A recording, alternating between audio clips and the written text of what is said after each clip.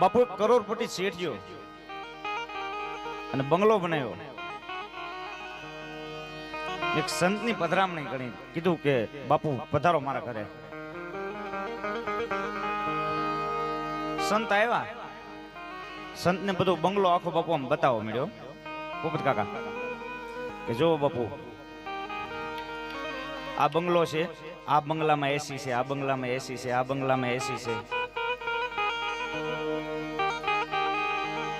એટલે સંતે બહુ સારું કીધું કે ભાઈ બંગલો બનાવ્યો ને તો એસી એસી જે કરે છે એસી હું કે બાપુ આ બંગલો માં તમે હુઓ અને એસી ચાલુ કરીને હુઈ જાઓ ને એટલે આખો રૂમ ટાઢો થઈ જાય, આખો રૂમ ઠંડો થઈ જાય. એવું છે? હા.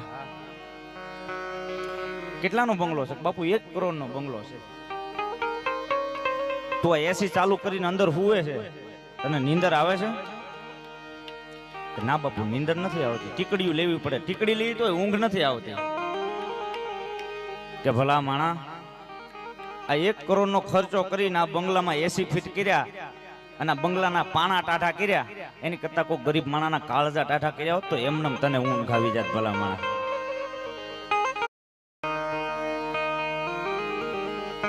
બાપુ એક કરોડપતિ શેઠિયો અને બંગલો બનાવ્યો. એક સંતની પધરામણી કરી, કીધું કે બાપુ પધારો મારા ઘરે. સંત આવ્યા, સંતને બધું બંગલો આખો બાપુ આમ બતાવો મળ્યો. પોપટ કાકા કે જો બાપુ આ બંગલો છે, આ બંગલામાં એસી છે, આ બંગલામાં એસી છે, આ બંગલામાં એસી છે. એટલે સંતે બહુ સારું કીધું કે ભાઈ બંગલો બનાવ્યો ને તો એસી એસી જે કરે છે એસી હું કે બાપુ આ બંગલો માં તમે હુઓ અને એસી ચાલુ કરીને હુઈ જાઓ ને એટલે આખો રૂમ ટાઢો થઈ જાય, આખો રૂમ ઠંડો થઈ જાય. એવું છે?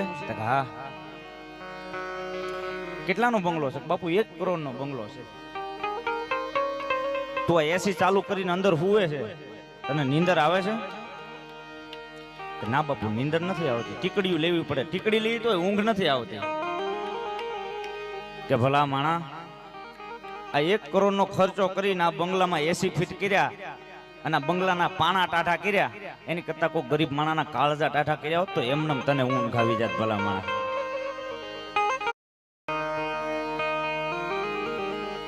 બાપુ એક કરોડપતિ શેઠિયો અને બંગલો બનાવ્યો.